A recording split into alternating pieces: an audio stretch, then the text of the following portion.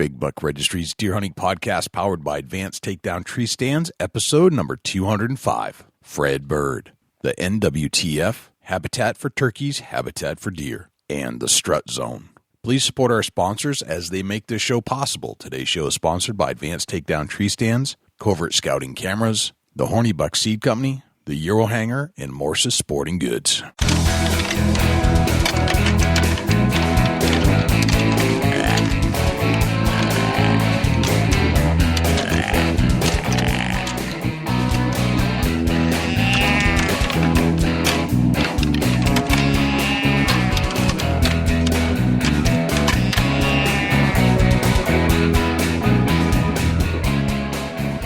Big Buck Registry is a virtual museum of hunting stories. We preserve a piece of Americana by interviewing and recording hunters about their hunts and experiences from across the country. And who knows, maybe we'll learn a thing or two along the way that'll help us take our hunt to the next level. Hey, this is Cole Reed with Stewards of Wildlife. You're about to push play on my favorite podcast, the Big Buck Registry Deer Hunting Podcast. This is Caleb Miller from Whitetail Frenzy.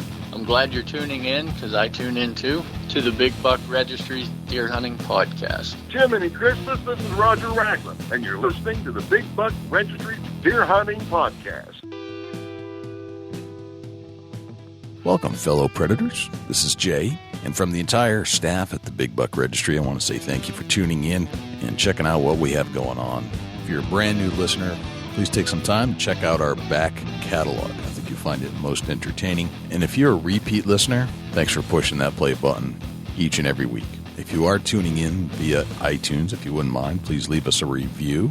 And if you like the content enough and you'd like to be updated as these things come out, please hit the subscribe button. We do try to release a new episode every single Saturday morning at 5 a.m. So if you're trying to get on the schedule and start looking for the episode, that's the best time to do it. This week's guest is Fred Bird. Fred Bird is full speed ahead. A turkey hunter at heart, Fred found his dream job working for the National Wild Turkey Federation as a regional director, where his primary focus is raising money for the preservation and conservation of the wild turkey. A huge and positive side effect of using dollars to create better habitat for turkey is the creation of habitat for all species. Fred understands this and easily discusses his passion for the preservation of the hunting heritage. Fred may spend lots of time in banquet halls raising money, but make no mistake about it, Fred's field skills are top-notch. As you might imagine, Fred is one heck of a good turkey hunter. Turns out he's a pretty good deer hunter too, although he won't admit it. We enjoyed Fred's passion and commitment to the outdoors so much that we launched another podcast with him called the Strut Zone NWTF All Access, which is now the official podcast of the National Wild Turkey Federation. Fred isn't just a desk and phone kind of guy. As he says, he likes to kill stuff and eat it.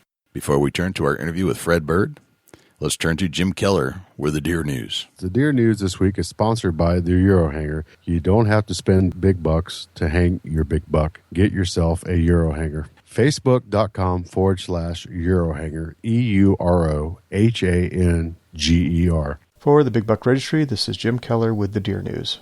Our first story this week, Pennsylvania State Forests and Parks again enrolled in Deer Management Assistance Program. This story was originally featured on the Gant Daily website.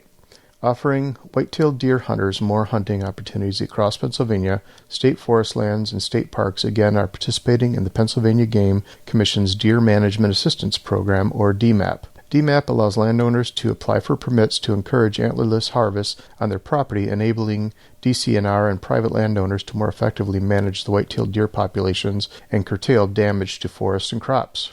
DCNR is now offering hunters 20,736 permits in 79 units, totaling 968,054 acres. In 2016, 18,129 DMAP coupons were offered for 80 units totaling 973,363 acres. Habitat conditions continue to guide all DCNR's DMAP allocations, the Secretary said, and those permits remain an important tool upon which state forest and park managers rely heavily. DCNR has a statistically based vegetation sampling protocol with more than 10,000 plots across the state forest land, which assists in determining where DMAP should be applied. DMAP tags go on sale June 19th, when state hunting licenses go on sale. Hunters can obtain permits directly from license issuing agents or the Game Commission's website at www.pgc.state.pa.gov. volunteer deer sharpshooters needed for Will, Illinois County Preserve. This story was originally featured on the Homer Glen Patch community website and was reported by Andrea Ernest. The Forest Preserve District of Will County, Illinois, is looking for volunteer sharpshooters to assist the police department with culling deer, according to a Facebook post on the preserve's page. Volunteers will also help set up bait stations and tree stands, field dressing, and measurements of deer carcasses. Several comments on the post questioned the necessity of killing the deer in the preserves. The Forest Preserve District answered, citing that culling efforts help keep deer herds healthy. The preserve said it not only reduces the potential of chronic wasting disease, but it also keeps the health and well-being of forests as a whole intact. The application deadline is June 23rd, and only 50 applications will be accepted, the Forest Preserve District said. Iowa Supreme Court rules against DNR quarantine of CWD. This story was originally featured on the deeranddeerhunting.com website and was written by Alan Clemens.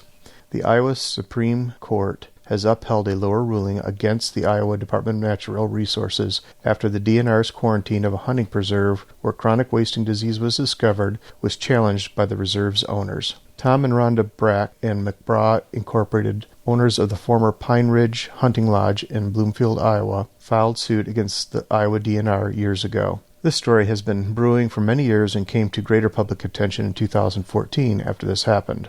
Since then, it has been kicked around in the court of public opinion in the legal system, most recently with the Iowa Supreme Court's ruling. Iowa's highest court upheld the lower court's finding, which said the DNR's emergency order was irrational, illogical, and wholly unjustifiable because the DNR was acting outside the legislature's grant of authority. The court, however, rejected the landowner's argument that the DNR's emergency order amounted to a compensable taking under the United States and Iowa constitutions. Upon entering its judgment, the court also refused to reopen the record to allow the DNR to present additional evidence that the landowners received certain indemnity payments from the United States Department of Agriculture, or the USDA. After more court appeals from both sides, it finally reached the state Supreme Court. The Iowa Department of Natural Resources issued a statement along with a link to the Supreme Court's ruling and dissent. The Iowa DNR statement goes as follows. As a state agency created and tasked with protecting Iowa's natural resources, including Iowa's world-renowned white-tailed deer herd, we respect but are disappointed with the decision issued today by the Iowa Supreme Court. The department's quarantine of Pine Ridge Hunting Reserve was intended to prevent the wild deer herd from accessing the chronic wasting disease exposed soil on site. Chronic wasting disease prions exist in the environment without a live host. Chronic wasting disease may be devastating to the health of Iowa's deer herd. Among others, this could impact more than 200,000 Iowans who hunt, which contributes more than $300 million annually to local communities. Newtown, Connecticut man arrested on dead deer charges. This story was originally featured on the Hour website and was reported by Jim Shea. A Newtown man has been arrested for bringing the carcass of a suspected diseased deer back to Connecticut. Wayne Simcoe, 65, was arrested earlier this month on charges that he illegally brought the deer buck back to Connecticut from a deer farm in Pennsylvania, a state that has confirmed cases of chronic wasting disease. State officials also said Simcoe claimed the deer was from Bridgewater, Connecticut, not Pennsylvania. In February, an anonymous tip was reported to the Environmental Conservation Police regarding a 24-point buck that was reportedly taken in Bridgewater. The buck had a large, non-typical rack, and the cape or hide was clear of all blemishes caused by tick bites, suggesting that it was not from a wild deer herd in Connecticut, the ENCON Police posted on its Facebook page. The investigation established that on November 5, 2016, Wayne Simcoe hunted and harvested a 24-point buck from a captive deer farm in Pennsylvania. Simcoe did not process the meat for consumption, did not clean the deer as required prior to preparing it for mounting, and illegally brought the whole buck back to Connecticut. He then tagged the buck and falsely reported it as being harvested in Bridgewater. The deer was to be scored by Pope & Young because of its unusual antlers, but Pope & Young, a bow hunting and conservation organization, scores wild deer harvested by bow for official records. Pope & Young declined to score the buck because it was captive and raised on a farm. Simcoe is scheduled to appear in Bantam Superior Court. That concludes this week's edition of the Big Buck Registry's Deer News. For links to these stories featured this week, please check out our show notes at www.bigbuckregistry.com. If you have any ideas for future topics or have any questions about any of these topics, please email me at jim@bigbuckregistry.com. For the Big Buck Registry, this is Jim Keller with the Deer News. Thank you to Jim Keller with the Deer News. Without further ado, here is Fred Bird. Fred Bird, welcome to the Big Buck Registry's Deer Hunting Podcast. How are you, my friend? Great. Thanks for having me. Pleasure to be here. I'm psyched. We're sitting in our respective studios, and this is, I knew this show would happen at some point. Had to, because of our connection that we have with the NWTF and our little project that we started over there. Right. That has now been full speed ahead. Yes, full speed ahead. All systems go, and very exciting times for us with the project, more so for NWTF, and kind of becoming newcomers in this space, the podcast space, and we're really enjoying it and going to make the most of it and get the message out, right? Our mission, our goals, and hopefully be able to accommodate to a generation of folks, or maybe folks. You and I talk about that 20 to 40-year-old demographic, but there's older folks that dig podcasting, and they're finding their way to it and the capabilities of it, and it's just another option for folks to enjoy themselves and hear some cool stories and good information on demand. Right, and I'm so glad we put it together. In fact, oddly enough, when I was going through some of my saved content, that I save every single recording that I've ever done. And they're in different folders, and sometimes I find folders I forgot about. Turns out I actually had 2 recordings, and I'm just disclosing this to you right here for the first time ever. I had 2 recordings done for a turkey podcast that I had started 3 years ago. And I haven't pulled them out to listen, but then it dawned on me, I actually had a vision to do this a while back. Of course, the whole Big Buck Registry took off, right, and kind of got set to the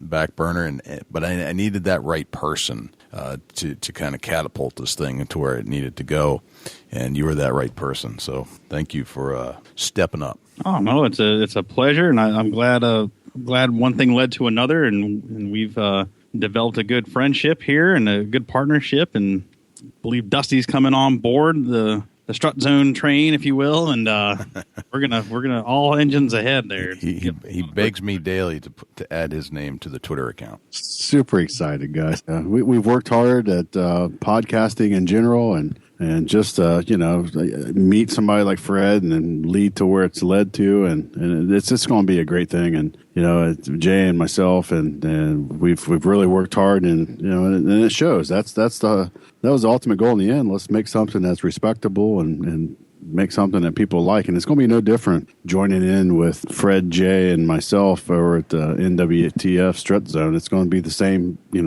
same aspect, same principle. We're going to push hard and give you the best content that we can. Right. And now we'll be able to talk turkey. Depending on what year it is, we fall in love with turkey hunting just as much as we do with deer hunting, and it just goes by the seasons. It's absolutely amazing time in the woods. Well, listening to the BBR here as of late, I mean, it's been very turkey-centric, which, piques my interest. I mean, I'll talk deer hunting all day, and, you guys are definitely enjoying the turkey talk as of late, so it seems like a natural crossover here, and one hand can wash the other.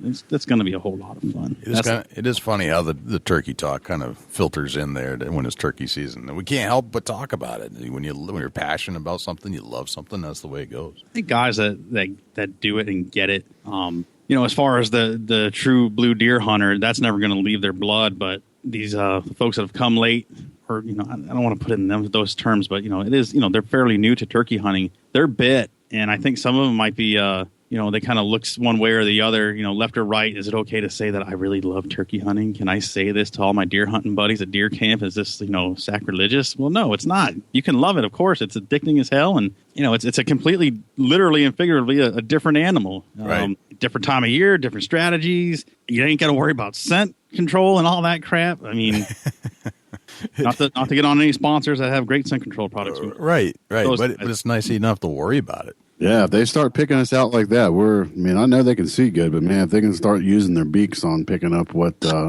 we smell like, and man, it'd be game over. They checkmate. They'd win. I can't put my finger on the brand, but someone was putting out a gaff, turkey droppings scent control or something like that. Rub turkey dropping scent on you to blend in. The funny thing, I forget who made it. It was old as dirt, but make something goofy like that, someone's going to buy it. Sure enough. Gimmicks. It's amazing some of the gimmicks that they put out there. And some people buy them. That's the nutty part. That's how I am with deer.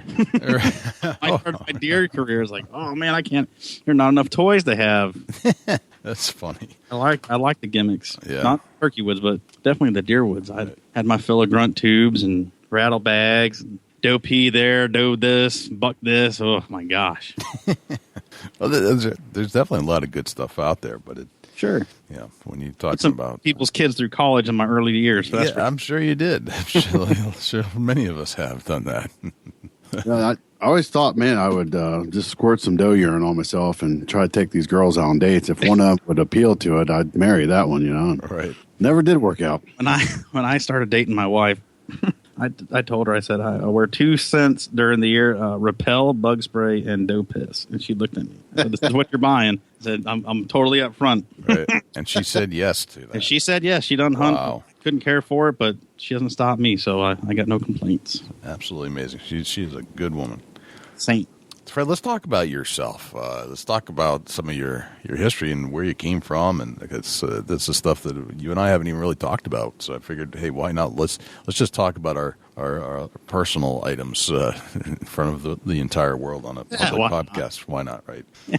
So where'd you grow up? Nothing. An extra Miller Lite won't clear up here real quick. Exactly. Yeah. one more drink and it'll all flow. So when you're the guest, I get to do that. Normally, when we're doing the other side of the house, it's the Poland Springs for the exactly. Yeah, you can chill out tonight. Now it's my turn to be sober. So tell us about yourself, Fred. Where are you from? Where to start? I want to bore all the details. I was raised mid '80s. We moved to New Hampshire. My dad was in the service and moved back. They were both sides of the family from Massachusetts. Okay. So mid '80s, we moved to New Hampshire, and that's pretty much, I can't say born and raised, but that's where I was raised.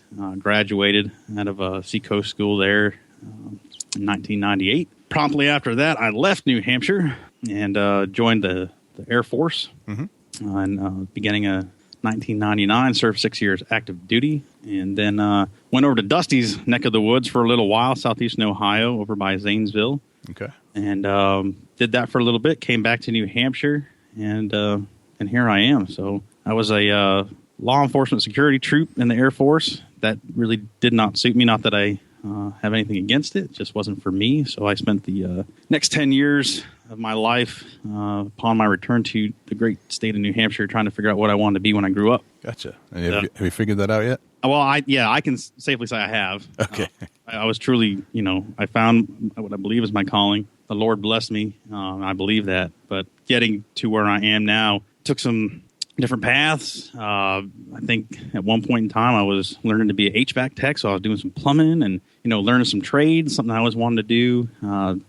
Again, I found myself back in the security career field, which, again, never really suited me, but it paid the bills. It was something that I had a knack for. I was pretty good at it. I had the acumen for that. And one day my wife had pointed out a job, knowing that I was fairly unhappy in my employ, but having a young family, 2 little kids to support and a wife and a mortgage and all that. So anyway, she finds this job, and says it's a 6-month contract deal to go work for ASA, American Sport Fishing Association. Sure, yeah.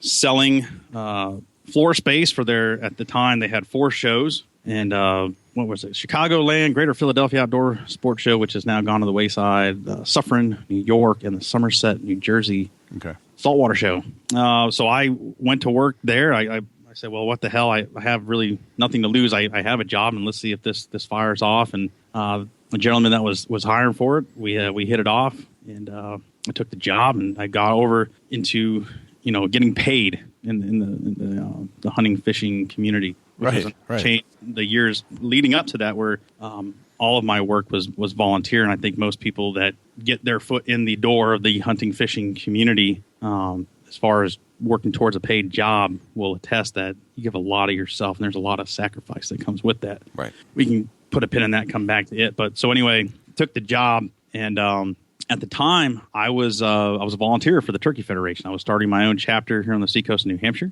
Yep. And the guy who was the regional director at the time, one day he sent me a text and says, I'm leaving the Turkey Federation, took another job, just wanted to give you a heads up. And I said, oh, geez, I'm starting this chapter with you. There's some relatability when you're taking on, this kind of role, the responsibility of being a volunteer leader. Yep. So you have this relationship with a guy who's, the representative for the larger organization. So you have that kind of continuity. So now I don't know who's going to come in and replace him, what they're going to be like. Is this worth me doing? And now being in that position, I can tell you that's a nightmare situation, especially when you're starting a new chapter. You don't want your volunteer to leave because it doesn't, not every day that happens. So it's very special when it does. So at any rate, I asked him, I said, well, what's going to happen here? I don't know if I want to continue with this. And he says, well, I think you should put in for my job. I think you might be one of the right guys for it. So I start looking around in my head. So again, at this point, I have nothing to lose. I'm in a job that at the time my boss was trying to take from a 6-month contract and bring me on full time because we had such a great working relationship, and he really wanted me to continue with him as show management and selling space, which was a lot of fun in and of itself. Mm-hmm. So there was a security blanket there somewhat. So anyway, I wrote the resume up, sent it in. I think we were leaving Suffern show, and we drove through Hartford, Connecticut, up back to New Hampshire. The very next day, I drove back down to Hartford, Connecticut for a job interview with the Turkey Federation at Cabela's. Wow. 2 great guys that are now my brothers. We had an awesome conversation, and it was a good interview, and so good that obviously, I'm where I'm at. So we ended up going back down to New Jersey. For the saltwater show, I got a phone call. Hey, how would you like to come work for the Turkey Federation? My jaw dropped. I says, holy smokes, I can't believe this is happening. And that's why I say, it was God sent. It was really, there's about 75 of us in the country. Yep. This job does not come along every day. Right. Just doesn't. Right. And for it to, seemingly fall in my lap the way, that kind of takes away from it. It didn't fall in my lap, but just one thing led to another. And it's, a door opens, put your foot in it and see what happens, I guess. And especially in this hunting, fishing community, if a door opens to you, you might as well walk through it, at least take a look around. So often people are asking, how did you get involved? How do you get into this? I hate the term industry. It's very cold and mechanical sounding to me. Right. But anyway, for the purposes of understanding, how do I get in the hunting industry? How do I do this? And then, guys, it's years of free labor, free promotion, That's right. Putting yourself out there, working your tail off for products you believe in is one way. That's how I did it. Turkey calls. Yeah. Having a love and a passion for it, and then again, when the doors open, if you want to step through it, take a step through, look around, see if it'll work out for you. Right. So there's a lot of pro bono work that comes into this thing. Yeah, tons and tons of spending your own money. But again, it's how bad do you want it? And I heard a fellow, I forget where they were talking on. It might have been on I believe it was the National Deer Alliance. Yep. NDA. Yeah. Yeah. They were doing I think they do a thing, coffee and donuts or coffee and deer coffee. Yes. Yeah. Nick Pennizzuto. Yes, Nick. Yes, who you guys have worked with in the past, and Exactly. He's a great friend of the Turkey Federation. He had a gentleman on there that was almost saying exactly what I'm saying. How I forget the fellow's name, but he was talking about the same thing: how to get involved, and again, how bad do you want it? I think for the gentleman in the audience, I don't think putting on a string bikini is going to work in your favor. Maybe who knows? Maybe you'd be funny at it. But for some of the ladies that they kind of take to it easier, it seems nowadays, or they can do something like that. Right. Are you making fun of my mankini, Fred? Hey, I'm not one to judge. It's a brave new world. You all do what you want, as long as you have a good time, not hurting nobody. Everybody's got an opinion. Just don't make fun of my mankini. Yeah, I hear you. As long as you know what a razor is, I suppose. So anyway, I don't want to get on a high horse, certainly, or a soapbox about it, but breaking in is how bad do you want it? What do you want to give of yourself? And eventually hard work pays off. Look, case in point, you guys. Right. BBR. Guys work your tails off for the last 4 years, and look at, what seemingly started out for you guys as a fun hobby is, it's legit. I wouldn't call it a hobby. You guys work your tails off for it, and it's a great product. Right. A lot of people enjoy what you do, and you can see it by what you have for followers on Facebook and the interactions you guys have. It's pretty cool. And I love the fact that there's a New England tie to it. It's always weird in this community. Somehow or another, something always works its way back to New England. Right. It's pretty strange. What's even more interesting, and it didn't dawn on me at all, that how far this reach is and who we're touching along the way and where our voices are being heard. And it dawned on me when I took my son on a field trip recently, and I was a chaperone. And I walked into his classroom, getting prepared to figure out who my group was for the day and who I'd be watching. And two of the kids came up to me and said, "Hey, you're the guy on that podcast. I watch your live show on Thursday nights." Like, these are 8-year-old boys, 9-year-old boys. And here I am having a conversation with a 9-year-old or 10, who I don't know from a hole in the wall, just, classmates that I haven't met yet. And they're telling me that they watch the BBR live. Very cool. So how effective is that when you put this in perspective about your podcast and social media and live social media? Now you've just touched somebody with the hand of hunting and fishing. How important is your message now? And now you have to consider your audience, I guess, a little more. You'd have to consider your audience. Exactly. Right. And I'm not sure I was thinking like that, but now I do. And this just happened a few months ago. It's very cool. Yeah.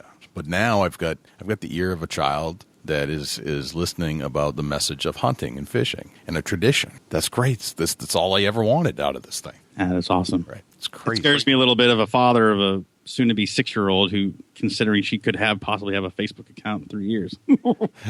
That's another topic for another time. But that's a whole other podcast. And then, for the point, it's an awesome responsibility now that you're kind of charged with. We're all charged with. And to consider that, I mean, naturally, our project on the other side with Turkey Federation, I think we go there automatically because that's who our organization is. Right. But for you guys at Big Buck Registry, I mean, for me, outside looking in, I figure demographics got to be 16, 17 to, could be 54, 55. Right. You might know, you can tell me better, but I certainly wouldn't consider a 9-year-old being in there, but it is very cool that they are. Right. Our stats don't give us information on that because Facebook doesn't show that in their demographics. They don't monitor. It's like 13 to wherever. But you don't go below 13. They don't give you statistics on that. That's all subjective and one-on-one, case-by-case talking to a kid. Well, hopefully a 9-year-old is consuming the product with mom or dad who are also... I'm positive that's what's happening. ...interested in it or something. They're consuming that at the same time. So hopefully, beyond that young person hearing your message, hopefully they're having really cool conversations after the fact. What did you think of that? Yes. Maybe we're prompting those conversations like, Dad, can you take me hunting? I've never gone. Or Mom, will you take me hunting? That I guarantee you those are the conversations that might be occurring in these households as it spreads the word spreads that we're having this live show. My dad is on TV, so to speak, on Thursday nights. And well, lo and behold, I've got parents coming up to me now. Hey, I hear you're doing something online. So it's working. That's the point. If you're doing things for the right reasons, man, I'm a firm believer it's going to come back in spades for you. So talking about kids, Fred, when did you first get introduced to hunting? I always had a love and an interest of hunting. Right, we'll put that out there. I've been fishing since I was 3 years old, and that's what I grew up doing was fishing. I was always a humble kid and never wanting to put my parents in a situation. So in my mind, I was always under the impression that we were, let's put a name on it, lower middle class. Okay. I had no idea what my parents' finances were. I wasn't privy to them. It was, kind of grew up in an old sort of traditional home where that stuff was kept private. It wasn't the kid's business. And to a point, it's not, in my opinion, but, that's just one man's opinion. So anyway, I was kept in the mindset of we're poor. So I'm not going to put my dad in a situation to ask him to take me hunting. As much as I want to, right. I knew enough at a young age that costs a little bit more to do than fishing for largemouth and pickerel around New Hampshire. I studied the law books. I'd just go and pick them up back when they were little pocket size, orange covered ones. Yeah. I grabbed those with the freshwater guide, and I'd sit there and read about seasons and limits and all this stuff. And so anyway, fast forward to my military career. It wasn't till a trip in 2003, right? Yes, I had just got back from the Afghan region, and we went to Dusty's backyard, well, kind of, over in southeastern Ohio. And I went on my first whitetail hunt, and that's where I cut my teeth hunting, was in southeastern Ohio. Come back to New Hampshire, it's completely different. Right, yeah. it's a great place to Different world. see deer and cash in. But anyway, so that was it. Yeah. So finally, I literally pulled the trigger and said, I'm doing this. And that trip to Ohio started the badness. And then it just, kind of grew from there. Gotcha. I wanted to be involved in everything. Right. Couldn't put it down. Yeah. No. So I picked up a bow. I'd never shot bow before in my life. Here's one. Here's I tell you, I pick on myself all the time. When I first picked up a bow, now mind you, I have no mentors in any of this. I'm all learning on my own. And years later, thank God for YouTube and things like that. But I still forget that that's a resource because I think I didn't grow up with something like that. So anyway, the sight system on my 2004 Bear Vapor 300 was my first bow, and I still have that bow. Nice. Had a 3-pin sight, and let's see, how did they go? It was red, yellow, green. I think red was the top pin, and it looked like a stoplight. So I would pull up, and I thought it meant stop, ready, go. I had no idea they meant distance. I knew nothing about it, but damn it if I didn't put groups together in a quarter doing that way. Right. Huh. But I was also shooting at 30 yards. That was the method to my madness, and I was way off. And as I studied and I learned more, I was like, whoa, thank God you never got a deer in front of you with a bow. Right. Count to 3. But, yeah, crazy. So did the archery thing, got into muzzle loading, gun hunting. Obviously, I'm a big gun hunter, not ashamed to own that. I wear it as a badge of honor. Yeah. And then I started trapping, which I love almost as much as I love turkey hunting. So just kind of being involved in all of it, the opportunity was there, and I went full on into all of it. So, what was the first firearm you ever fired? For hunting purposes? Just in general, just learning. Well, my first one was a Daisy 1-pump that my grandfather got me when I was 7 years old when we moved back to the States. Yeah.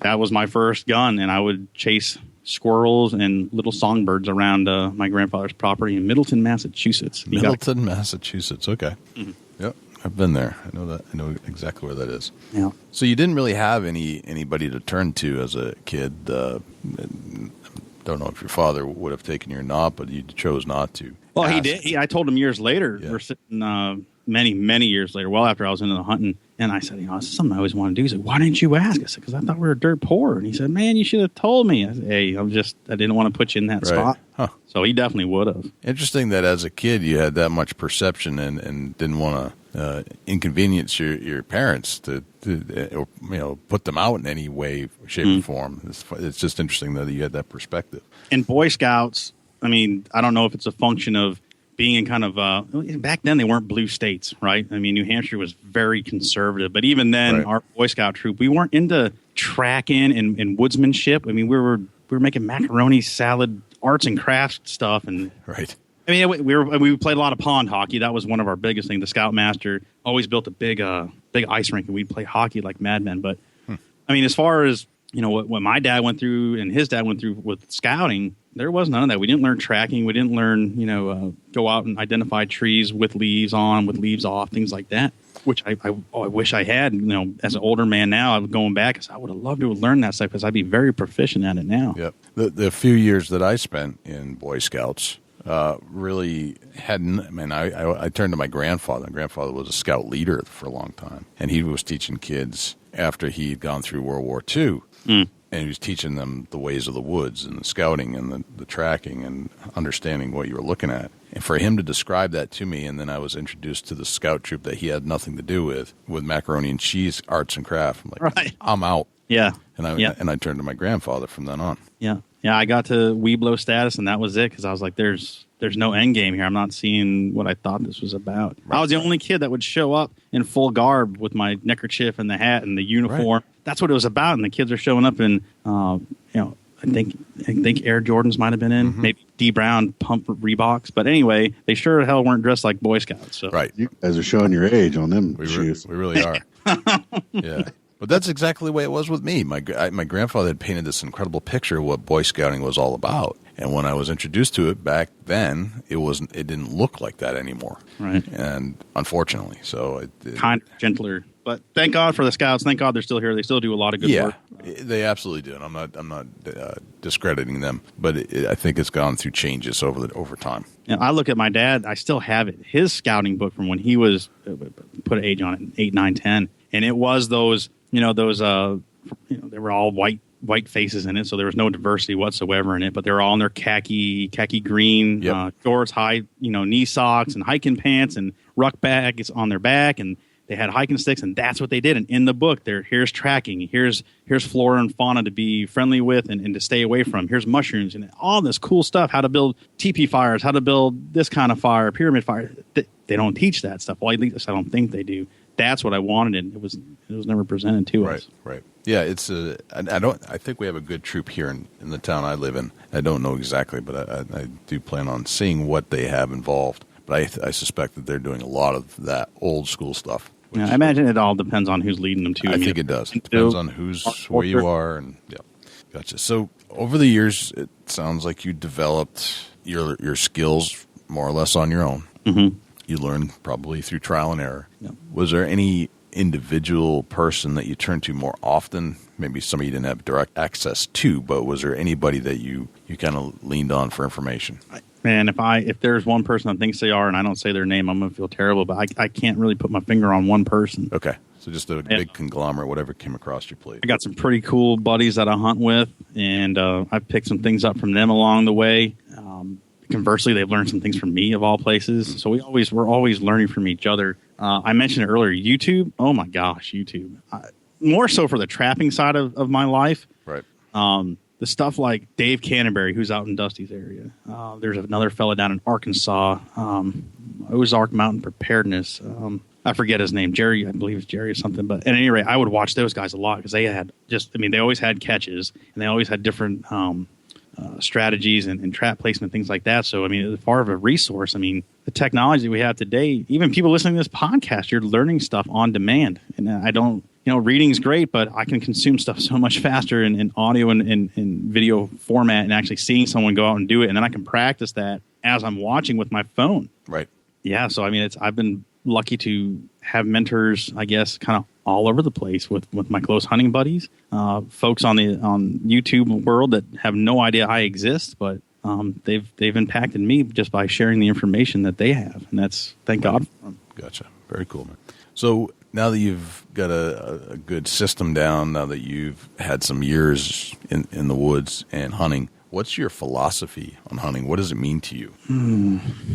The ability to go out in the woods, have some level of woodsmanship, and to know that disaster X strikes, or whatever, the lights go out, there's no more grocery stores. I know that I can provide for my family if need be. Gotcha. That's the biggest part. It's a skill set. It's another tools in my toolbox, because nothing's guaranteed. So as long as I have those skills and I can at least provide for me and mine. There's a lot of romantic stuff I could throw in here and say, but for me, that's pretty much what it boils down to. I don't know if this is vulgar or not, but I like killing stuff and eating it. I can't get any more basic than that. Right. Smashing turkeys in the face with blended loads. You'll never hear me say, and you won't hear me on the other podcast say, yes, I love picking up a bow and sticking them. I've gone after them with bow, and I'm not terrified of it. I just hate the end result. It's not worked out for me. I have instant gratification when I smack them in the face with a blended load versus hitting them with an arrow and bird runs off and dies, or I got to track them down. I'm not interested in doing that with turkeys. Now, deer is a different story, right? Because, eventually that you get a right shot placement, the deer is going to go down. But still, to pick up a rifle over archery any day, even on the deer. Gotcha. Okay. Very cool. Let's talk about the NWTF a little bit more. And so you got involved in the NWTF, and thank you for sharing that story. What is the NWTF all about? For years before I really got a better understanding of it, I thought it was a banquet. And that was it. And they tried to sell me stuff. Which is probably an appropriate reaction up here in New England up until now. Right. We're changing that. But you're very right. Geographically, here in New England, I think that's what most people... I still, not so much to this day, but maybe a year ago, I still had people coming up to me saying, I had no idea we existed. Right. We as an NWTF here in the Northeast. And then they question, why? Do you not see all the turkeys around you? That didn't happen by accident. It was by design. Right. And a lot of hard work by NWTF volunteers in cooperation with agency partners. It's that reaction is very appropriate for you. Now, other parts of the country, they would probably go into the history you're about to give before I interrupted you. I have a question. I want to put a pin in this and come back to it. But ultimately, what's the mission of the NWTF at this point? So our mission is easy, right? So we are dedicated to the conservation of the wild turkey and the preservation of our hunting heritage. And it's for people outside of our community, those two words are very important: conservation and preservation, right? Right. People, when you say, I want to conserve the wild turkey, like, well, why do you hunt then? So there's a difference. Preservation, to never touch the resource, never go after, just keep it the way it is, pristine, and then never utilize it. Conservation, active conservation is utilizing the resource. These are renewable resources: the turkey, the deer, the bear, fur bears, winged game. That is conservation, utilizing that resource. We want to preserve our hunting heritage, as in we never want it to go away. So that's our mission.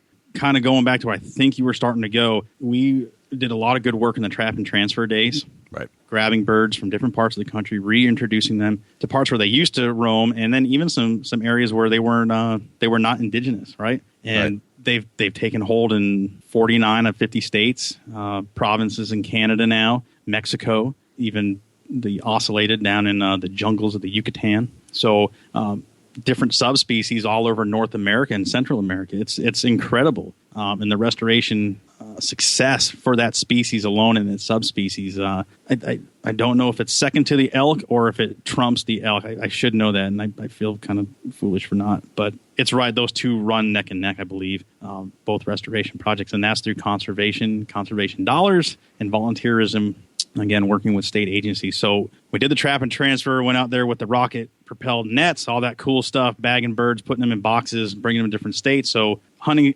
seasons were established. Full hunting seasons have come on. Bag limits are established by local fishing game. But they're here, right? They're here now. Some places got tons of them. Some are kind of plateauing out. Some might be on the decline. Biologists are trying to figure that out. What's is it weather? Is it carrying capacity? What's at play there? So now our mission is still a conservation mission. We're not really trapping and transferring birds, as it were, but we now, with that they're there, we need to make sure they can stay here. Right. So upland game habitat, our whole Save the Habitat, Save the Hunt initiative, where we're trying to conserve or enhance 4 million acres of critical upland habitat through we identify as America's Big Six focal landscapes throughout our country, recruit 1.5 million hunters, open access to an additional 500,000 acres of hunting.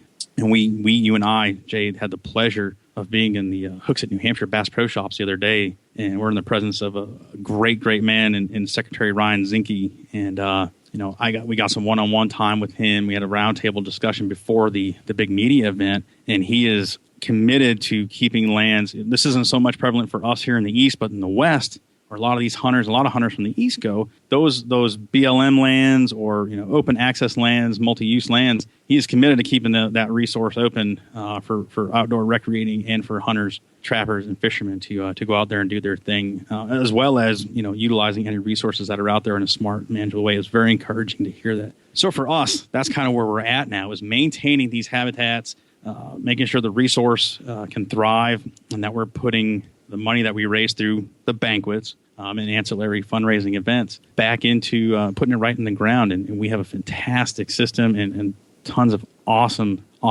staff that work for us that are able to tell us, where this needs to go and how to focus that. It's quite remarkable, really. And every one of them is just as passionate as the next. And most of them come from a volunteer roots before they even came on as full-time staff employees. Gotcha. A question often asked, Fred, is if I donate to the NWTF, where does my money go?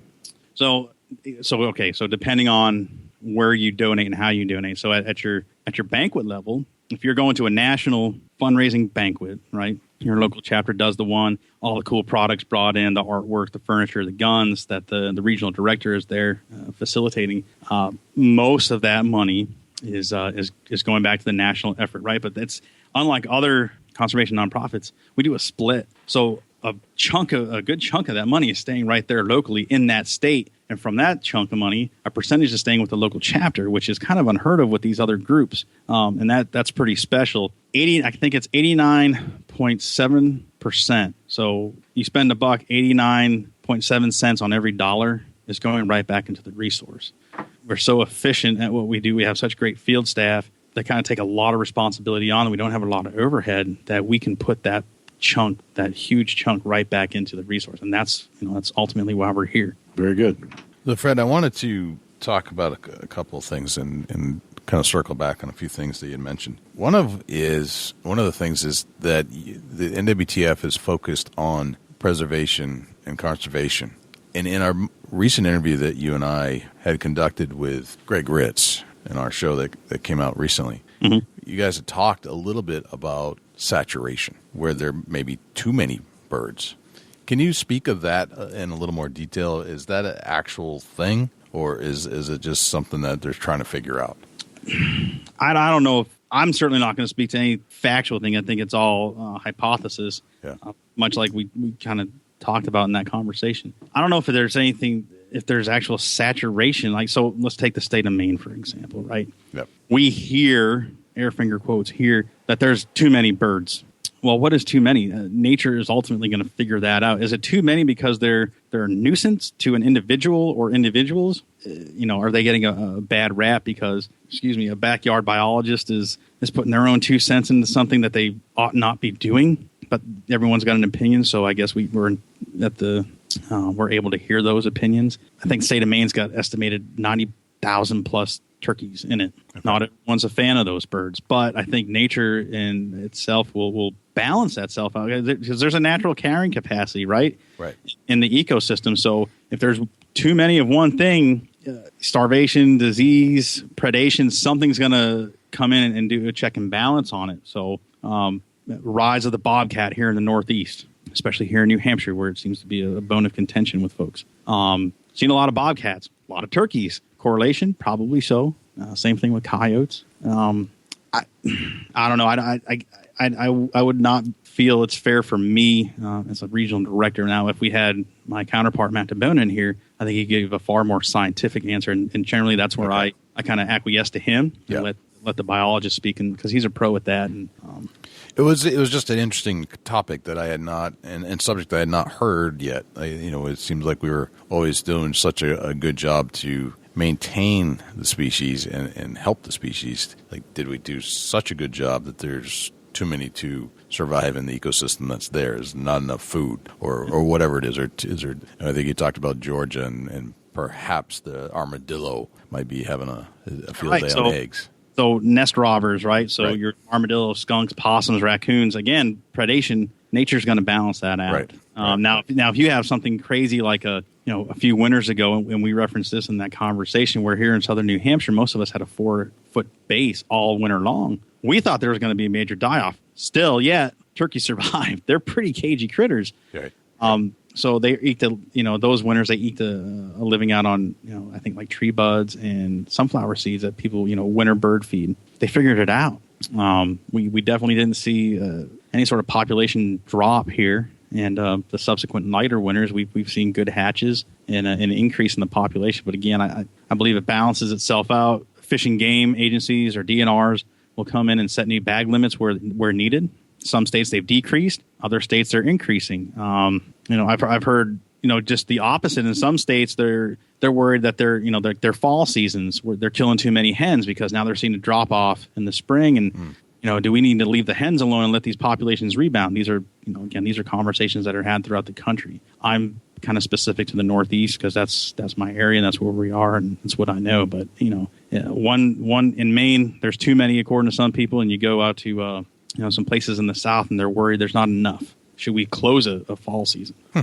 Interesting. I mean, there's so many different aspects to it, and each state's different. Each habitat's different, and I know there are a lot. I've seen more birds in New Hampshire today than I did when I started turkey hunting back in 1995. I can tell you that. Yeah, for sure. There's the first year ever, I've had many a bird hanging out in my backyard. And I moved here in 2001. Not once had I had more than a flock come through in the fall. Now they hang out here all the time. Oh yeah, you got a nice little zoo over there in your backyard. It hasn't been like this until this year. So I don't know if that's a testament to the efforts necessarily, or if there's just some weird change somewhere else where it pushed them down here. Well, I mean, again, with 2 good seasons, and I think it was really countrywide with hatches.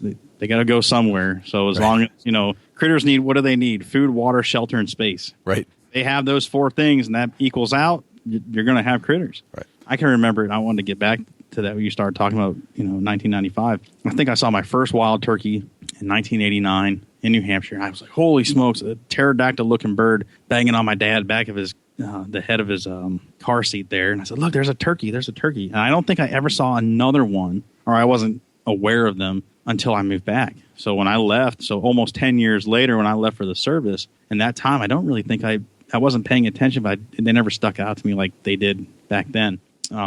Now, like you said, they're everywhere. Right. And that is a testament to the work that was done. It is. And I distinctly remember riding around with my turkey hunting mentor, Ray Fetto, who was a good friend of mine, and it really took me under his wing to teach me how to turkey hunt, because he had been doing it for years in New York and lived in New Hampshire, but they weren't here at the time. Like he'd go to New York because that's where he had to go to hunt them. And eventually they started to gain in population. But I remember early on, we would drive around for hours just trying to find a turkey and talk to people who had hiked over 2 mountains, didn't see a bird or anything all day long. These days, it's rare if you can't get on a bird in the same hunt. Like you can screw up on one bird over on that side of the field and work on another bird on the other side. Right. So, which is kind of unique for us in our area, right? You go outside. So I went to New York and PA this year to hunt. And it was exactly what you described, especially in Pennsylvania. It wasn't like we're lucky. And I think people are starting to catch on, especially with this push to 49 states.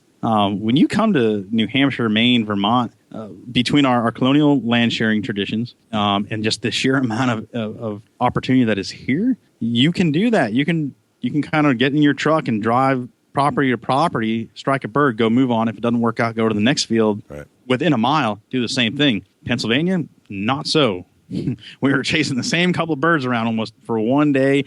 You get on birds the next day kind of thing, but you're up and down mountains, and you got to have permission. Right. Some people own, most of the country's under leases now. If it's posted, you're definitely not going on it. But even if it's not, for us, it's foreign. We got to go, you really have to knock on doors. Here, we do it out of a courtesy and get to know your neighbor. And it's a respect thing. And I think everyone should do that. If you're going to go traipse on someone's property that they paid for and they're paying taxes on, you need to at least go shake their hand. But legally here in New England, we don't have to do that, which is, I hosted people that came up beginning part of the season, and it was totally foreign to them. They thought they were going to jail. They said, we can't just go here.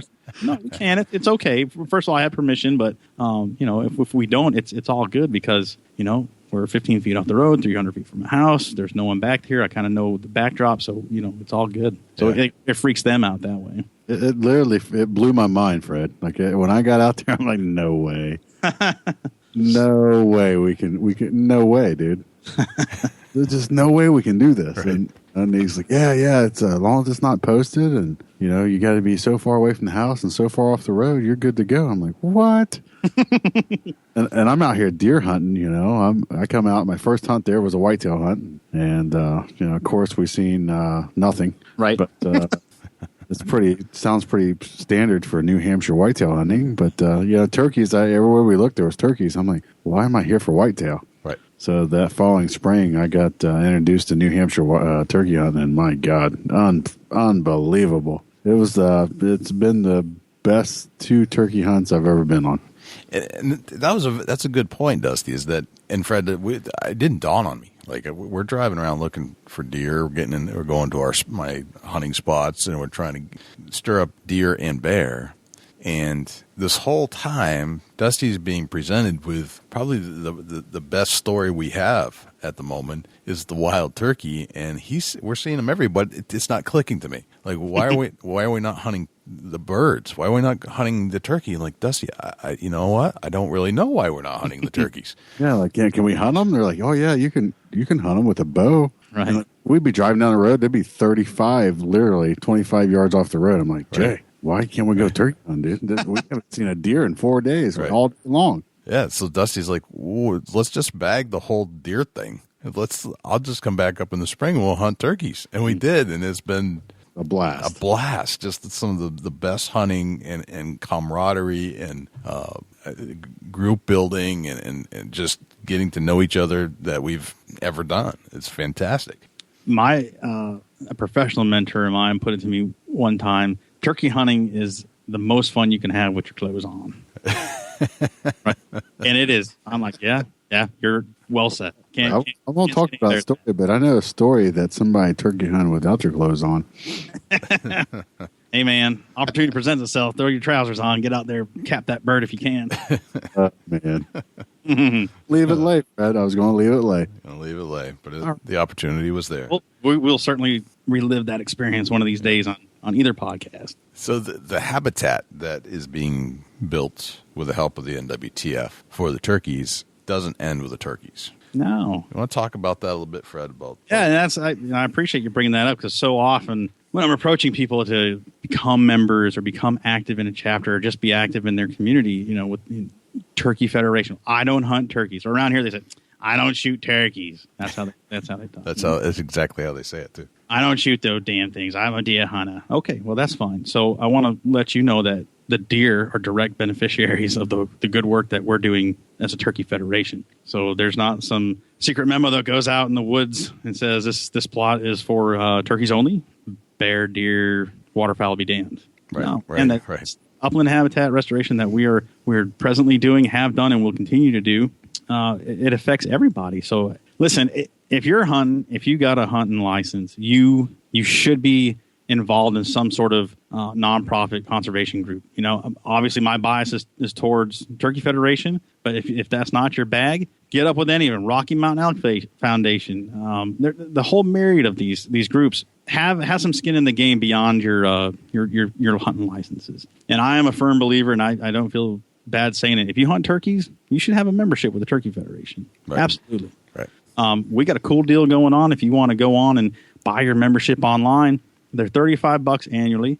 They'll turn around and give you a $25 Bass Pro card you can use online, in person. However, so net $10 membership, you get a beautiful magazine that the organization puts out every couple months.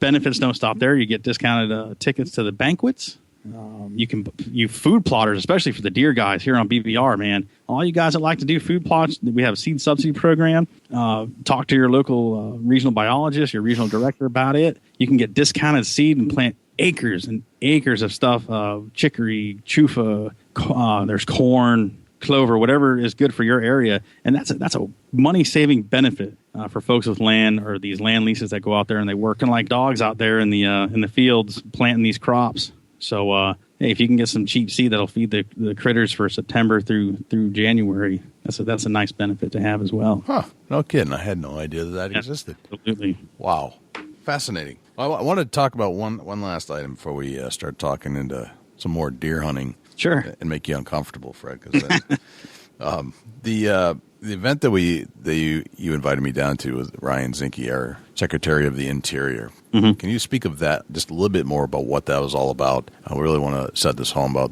why he was there and what that event was all about. So he, the big get, right, is they presented a check for about $1.2 billion, right? Billion. Yes, with a B. That's going to get disseminated down through the states. Of our cut in here in New Hampshire, it was, I think, $8.4 million being reinvested back into the resource, into conservation, fishing game, things of that nature, outdoor recreating. That's a pretty big deal. And to have that reinvestment back into the states and to have a man like himself that is committed to that, it speaks volumes. And I pray to God he is the president's pick for his tenure, whether it's 4 or 8 years. I hope he's here for the next 8. And beyond that, if he wants to run for president, he has my vote. Right.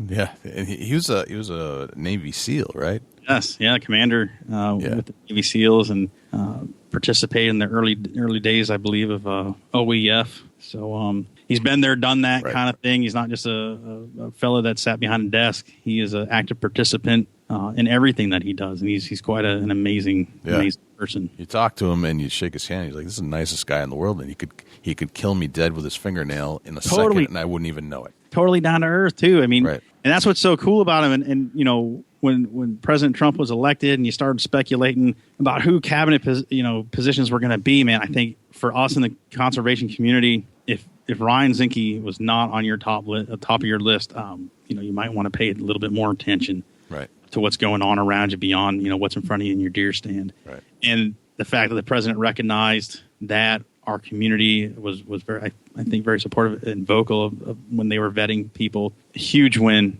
huge win for conservation, huge win for outdoorsmen and women alike. And I can't say enough good things about the man. I was impressed. I was very impressed with the man. So let's turn over to some deer hunting story stuff. Dusty, you want to lead the charge here on?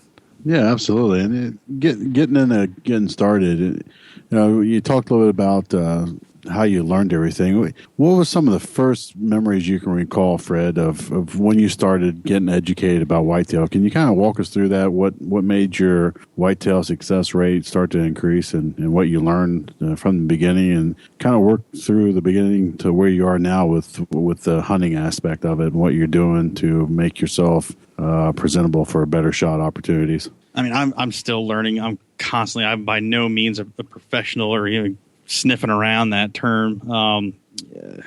So I told you my first deer hunt was in southeastern Ohio. I killed a big 140-pound dressed out doe that was tucked into some briar. She was laying down looking over her backside, and I hit her in the neck. It was actually a pretty cool shot at 80 yards offhand, but at that point, I was still active duty, and I was getting a lot of range time because of my job and competitions that I was involved in. So I felt very confident in my marksmanship skills. So at any rate, that one, should it have happened? I don't know. I think those deer, they just seem to sit still, and if you walk past them, they probably would have just stayed laying, and if I didn't bust her out. But around here, geez, man, it's so pressured. I think Jay can attest to this, especially in the southern eastern part of the state. Yeah.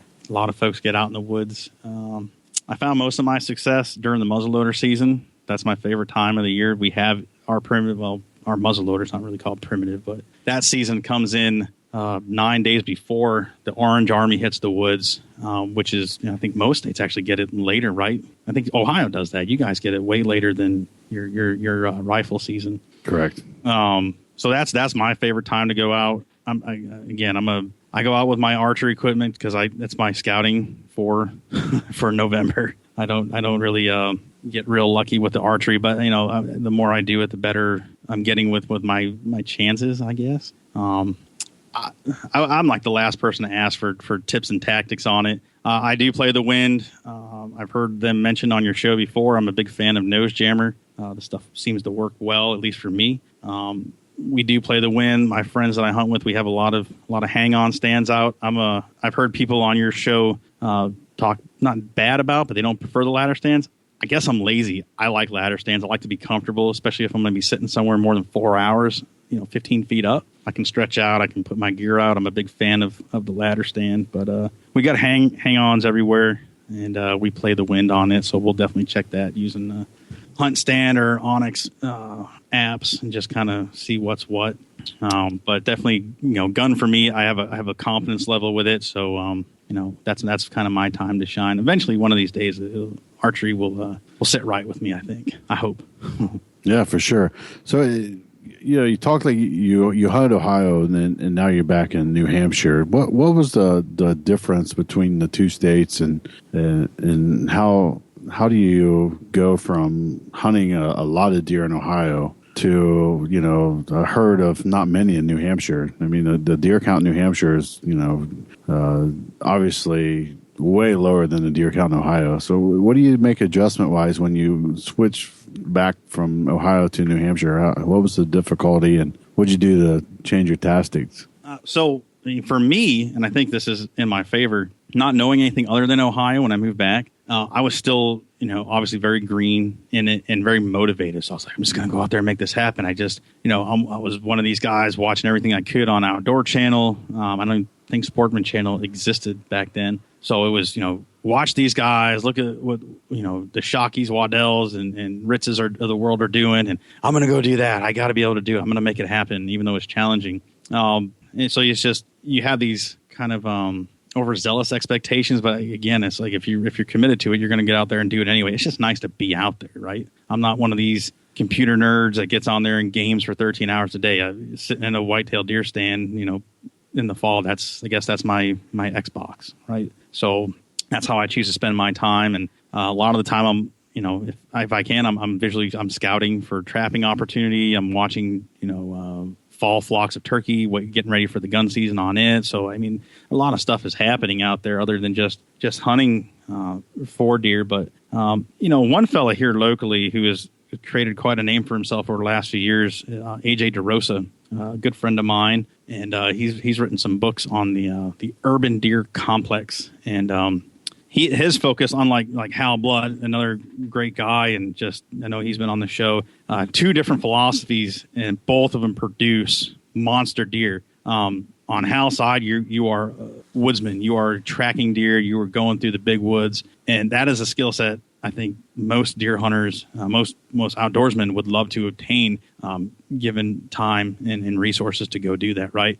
Conversely, with AJ, he talks about how these big bucks, these 130, 140 class plus deer exist. They are here in New Hampshire. They are here in New England. It's just you got to hunt them right, and so many people will leave their little like my backyard, for instance, right? There's a little swamp that abuts my property and some other properties that there are some giant deer back there, but they don't get pressured. It's a smaller spot that maybe one or two guys could possibly hunt in that spot. But understanding how to hunt these small lots and adapting to that style of hunting, which is totally out of the box compared to what you've consumed on outdoor TV and all these professionals that go out and they work CRP fields, they work this or that, and they have hundreds and thousands of acres to play on. We don't do that here. So you're either dealing with old growth forests, most of them. You're dealing with mountainous terrain in the middle and northern part of the state. Vermont is very much the same, very hilly. So when people leave these urban areas and they go to the vast expanses of the giant woods or Mount Washington National Forest, things like this, I mean, you're leaving a resource behind in your yard. And AJ, through our conversations and reading parts of his writings and his blogs, they're here. There's no reason to leave it. If you can hunt it, again, our liberal colonial forest land sharing tradition and, being, knowing your limits, you can kill big deer in New Hampshire. It's absolutely can be done. You got to scout them. You got to put your work in. And, depending on your philosophy on the wind, I'm a play the wind guy. I know there's some guys out there that, they don't need to do that. And that's fine. That's kind of where I'm at on it. So I've taken more to trying to do them close to home instead of, driving for an hour plus to get outside of my home range and just, maybe I can bag deer here. And last year I spoke about my back 40 and I saw a bunch of deer back there. I didn't connect, but it was encouraging to see them. And I might put more thought and effort into it this year, and especially, this late summer, start formulating a plan, because I found some huge signposts on big cedar trees back there that I've never seen, going into some big woods. Again, because I'm not like a Hal Blood. I'm not, I'm learning how to do that in the big woods, but little small pieces of fragmented woodlots, you can find them if you're looking. Yeah, for sure. And I think you're talking there and completely making sense, because the best way to learn any woods is to get out there and hunt that woods, and it's going to educate you the more you're in it. Right. That's perfect. So now that you've got some season on you, tell us a little bit about what kind of equipment you're using. Let's get into a camouflage. Are you using any particular camouflage that you think that's working and being the most successful with? I'm mossy oak through and through. Our new NWTF mossy oak obsession is great early season stuff. And I'll give them the cheap pop on. Our name is actually built into the camouflage. It's not just our logo one. It's in the camouflage. It's pretty cool. But it's nice greenery. It's definitely going to work in well with the early archery season. I'm a bottomland guy, so I like that traditional bottomland and tree bark. But I'll roll with that late season. Maybe they're open country as well. That's my camouflage of choice there, old mossy oak. Very good. What any particular hunting boots that you're using in New England states? I got a very weathered pair of Under Armour slip-ons. My beginning part of my career, I was using a lot of, I think I was rocking Rockies, right? Leather canvas hybrid things. And one fella got in my head and said, those things will leave a lot of scent. I said, oh, geez, I don't want to leave a lot of scent. And then I got a nice pair of slip-ons, before I upgraded these, really nice Under Armour set. And I'm like, wow, this is great. I don't have to tie my shoelaces. I'll just slip them on. So the lazy part of me kind of took over. And then, I upgraded to a nice pair of boots. And, for what they're worth, they've lasted me pretty long. I'm ready to upgrade, but I'll upgrade to another pair of slip-ons for sure of that caliber. And they seem to keep the scent down as well. But I don't have to worry about snakes up here as well. So I'm not worried about, big knee-high boots or chaps or anything like that. We got it kind of lucky up here. I can roll around with neoprene all year. Yeah, I've got. They try to convince me that I needed some snake boots to come deer hunting there. Here? Yeah, yeah. We were picking on you a little bit. That may exist. They started sending me links to snake boots and all that other stuff, and I'm like, man, really? I'm like, dude, it's so cold there. There's no way there's snakes there this time of year. But yeah, anyway, so they bluffed me on that, and I kind of fell for it for a brief minute. And I'm like, you got to be kidding me. I think I even told my wife, I'm like, Jay's want me to get snake boots. Gotcha. Yeah, so they bluffed me there, and that is what it is. The paybacks are coming for that. Just don't realize it yet, but yeah, that is what it is. But yeah, it's amazing how the climate change from here to there is phenomenal, and it's unbelievable, and a beautiful place. But what kind of bow are you shooting these days? So I mentioned that bear, which I still have geared up, and I'm getting ready to transition to an Obsession Turmoil. So it's pretty much like going from a old Geo Tracker to a Cadillac, as I understand it. There's some new technology. It's quite a bit lighter. I don't know the exact weight of that old bear bow, but my philosophy on it was I haven't killed a bunch of stuff with it, so I might as well keep rolling with it until it breaks, or I give myself a reason to upgrade. I had an opportunity to go with the Obsession, so that's kind of where I'm going to go. I'm not really I don't have allegiance one way or another. It was more of a personal economy decision. The technology was right. It had some good peer reviews, good community reviews on it. So that's the choice I made. So I'll be shooting that here in the coming weeks, getting used to the new technology, breaking into the 21st century in archery. Very good. Any particular broadhead that you like to shoot? So I've been using the 100 grain Rage, the 2-blade slip cam. I had some issues this year, and I'm not very confident with them. So I'm debating going back to a fixed broadhead. I had been using Muzzy, the Buzz Cut years ago, 125 grain broadhead, which were just stout as all get out. But I understand fixed blade has come a long way since then. So I'm kind of in the market to figure out what I want to do. The hypodermics are very intriguing to me. I full disclosure, I had an issue. I hit a deer this year with those Rage that by all rights should have just completely powered through that deer, and it didn't. And anytime you injure an animal, it's going to bother you, and it did. And I just was disappointed. I was like, man, everything that I've known about this product, it should have done the job that it didn't do. And so once your confidence level gets shot, you start looking elsewhere. So that's kind of where I'm at. Absolutely. Very good. Tell us a little bit about your tree stand setups. I know you said that you're a ladder stand type of guy. Is there any particular ladder stand that you like to hunt out of? I don't have one brand as long as I can fit myself in it comfortably. No particular allegiance. Personal economy again comes into it. Those things aren't cheap. So, the hang-ons, we tend to set them on field edges, places we typically hunt here real close to home. We'll set them back, in the tree line a little bit, and not right on the edge. A lot of funnels that'll come in out of our swamps that aren't really deep, so the deer like to hang out in those swamps, and they'll work their way through natural corridors into the natural food plots that are there. We don't plant any. The farmers will, in the off corn season, you can probably speak to this more as being a farmer. They'll plant alfalfa or something in there, and every couple of years they rotate it out. But yeah, so that's kind of what we're doing. We're just hunting food sources. Very good.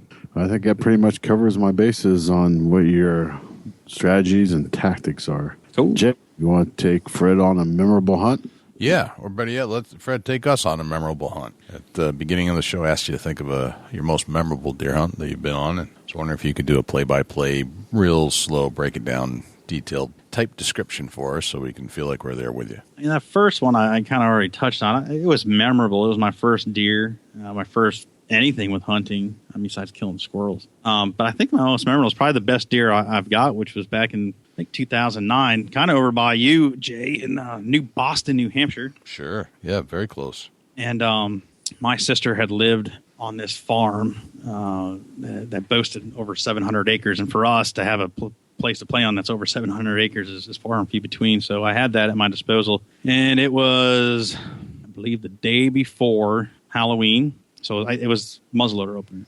And I had read in one of the magazines about muzzleloader season coming up, or October deer, and how to set your tree stand, your little babbling brooks, and all this. And I actually had a great spot that had all these hit points, checklist things that they were talking about. It's like, I got just the right spot. So I actually brought my, this is back when I used to drag a climber out. I don't do climbers anymore. But I brought my climber out, shimmied up into this tree into a spot just like they said. And they said in the article, you want to rattle on these days. If you're ever going to rattle a buck in, these are the days to do it. And I said, well, I'm in that spot. So I brought my rattling antlers out, and I beat on them, tickled them, and sure enough, man, I called a deer in. So it kind of lends itself to why I love turkey so much, the interactiveness of it all. Right. But I actually rattled a deer in. And so I hear crunch, crunch over, and I look off to my right. And I didn't see any headgear.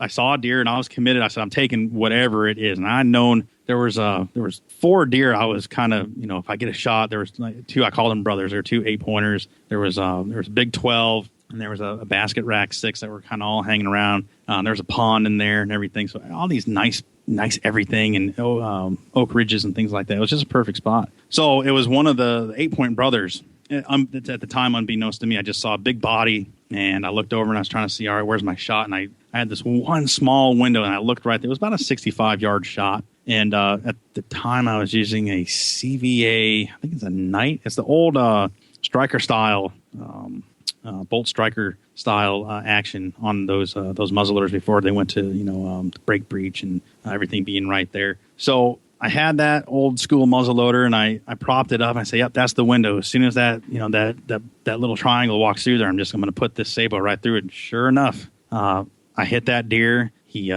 donkey kicked, ran about 5 yards straight, hard turned left, ran right in front of me at, I think it was like 45 yards, went through the little babbling brook, dropped, 12 o'clock in front of me, kicked about and died right in front of me. I was like, oh, this is everything I've ever seen on TV. And at the same time, I'm like, I'm probably never going to see this again. And to this day, I have not. Not like that. With the way, just the whole, anything you want to grab off a TV or, any of these professionals, I had it, and it all came together. So it was a nice 8-point buck.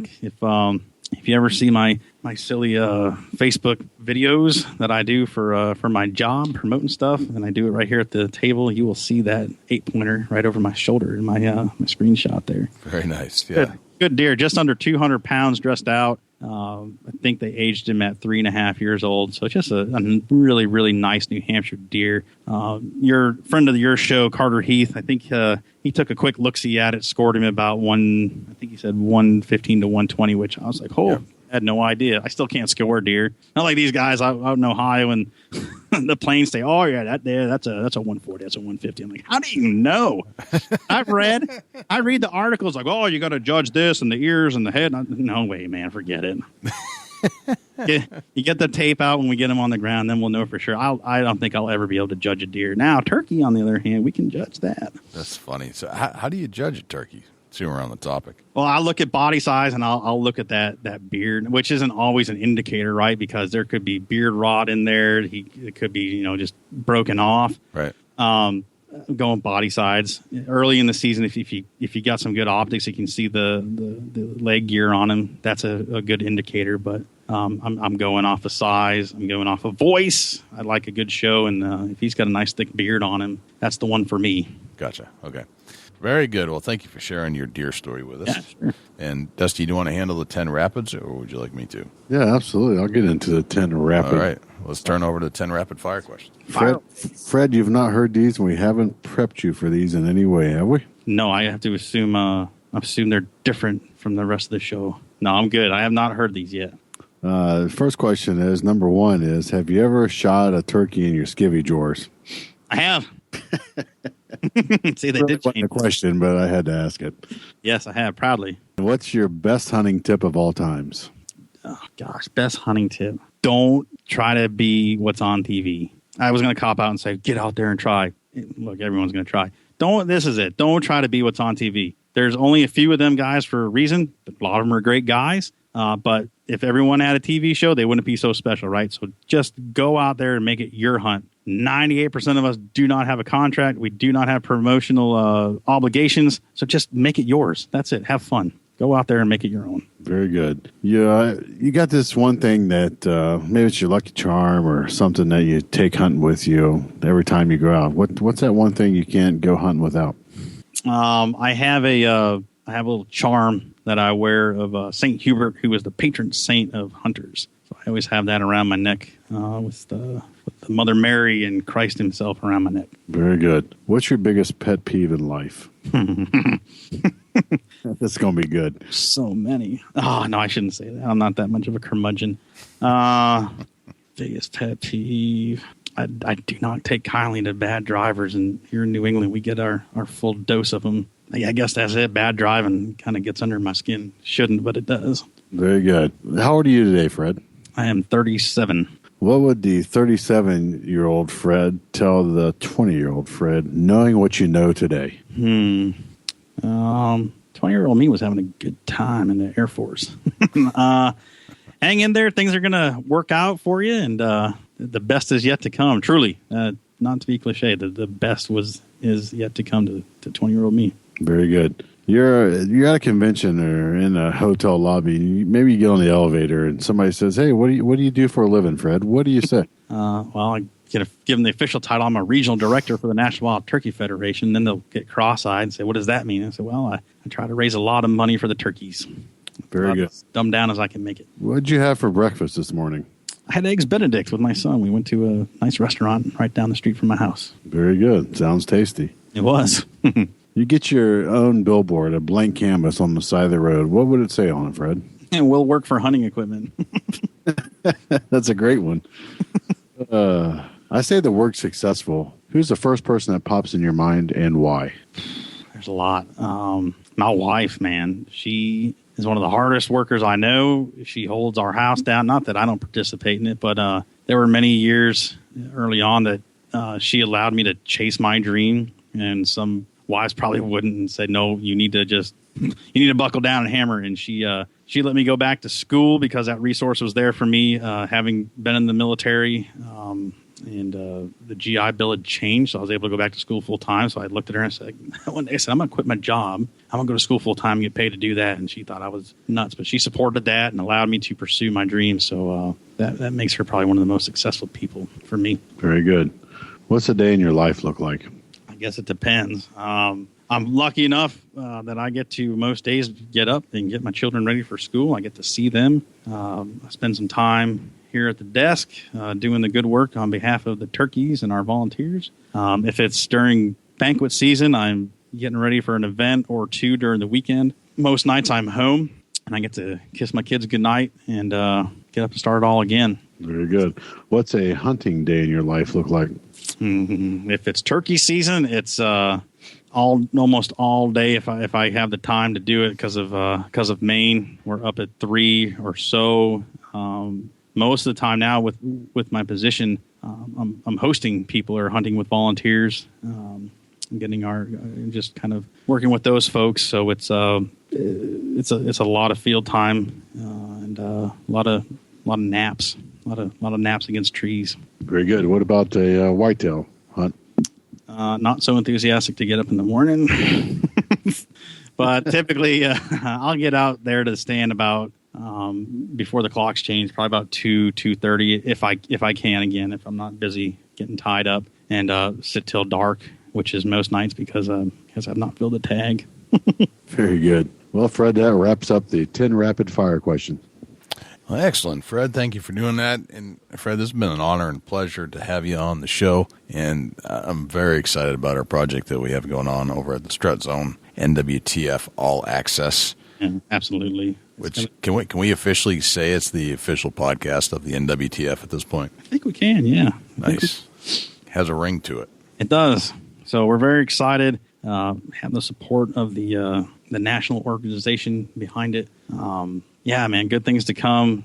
We got some really interesting interviews and guests that we've already talked to and guests that we've lined up for the Big Buck Registry audience. A lot of them are going to be repeats for you guys, but different topics. And I can tell you, hand to God, that I have not gone back and looked at the catalog of folks that you guys have worked with over the years. But what it does communicate to me and to you guys is that we're on the same page, because people I'm courting to speak to, you guys have been there and talked to them, or you've talked to them very recently. Right. And it's pretty cool that we're all thinking the same way, recognizing the same folks to hunt. But turkey community is deep with interesting characters. So, it's not always going to be the guy you see on TV or, social media superstar. We're going to talk to just regular folks as well, because they have some pretty cool stories to tell. Call makers, folks that compete in call competitions, just quirky characters.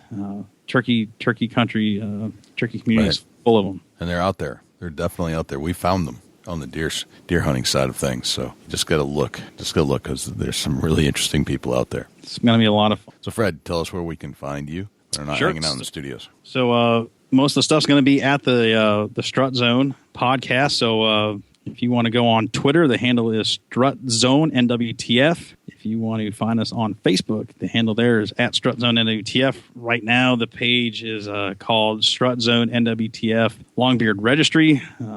New episodes are posted there. I monitor that, so if you want to hit us up with a direct message, you can do that. You can also email directly at thestrutzonenwtf@gmail.com. You can ask us any questions, whatever you want to do. You got a story you want to share, want to put you on the air. We're happy to vet those and have those conversations as well. We're on Instagram, the Strut Zone NWTF All Access, and I think that's about it. We got YouTube as well. Folks can look up the Strut Zone on YouTube, where the episodes will be there for audio. You can't really message us there, but those other places, you can feel free to reach out to me. Jay as well is on there. Dusty too. And let's talk. Very cool. Well, Fred, thanks for joining us on the show. Yeah, it was great. I'm so glad to have been on. I think we're going to get along with Mr. Fred Bird just fine. No doubt about it, Jay. He's our kind of people.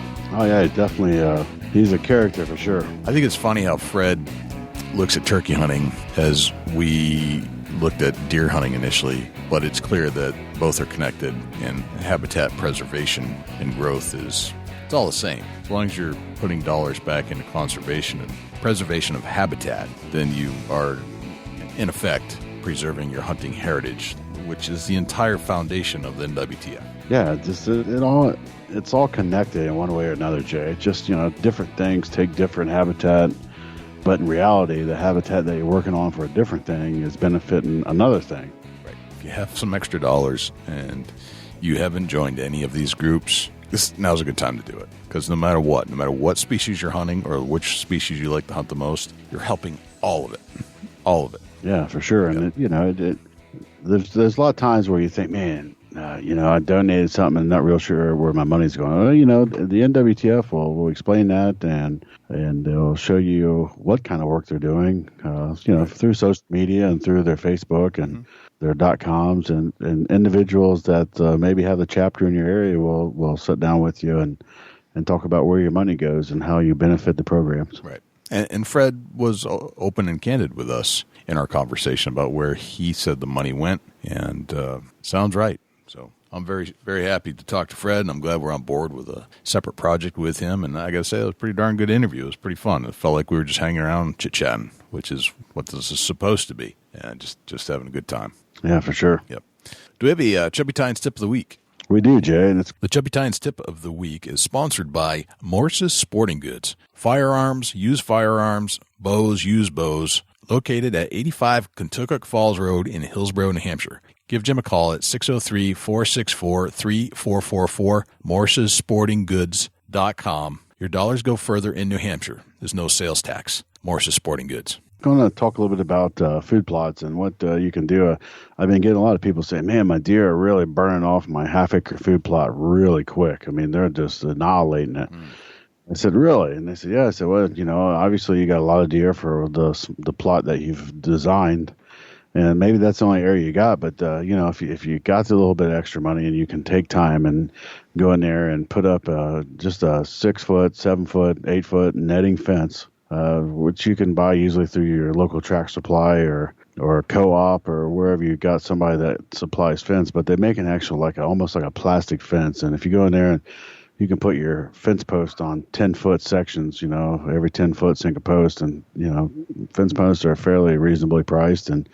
But if you go in there and fence off half of that, it keeps it where you can let half that food plot mature out, and then you can take and switch your netting over to the other side. That just gives you a little bit of control on how much browse that they're actually doing to that food plot. Because, you spend your money on seed, fertilize, chemical spray. You don't want them to go in there and annihilate it and just completely burn it off the ground, and then you're down to nothing. So if you can put up a little bit of control and keep them off of one side of it, let them browse down the one side, then open the other side up and close down the other side and let it go ahead and get back where it's regrowing and actually producing that tonnage that you need to keep them fed right.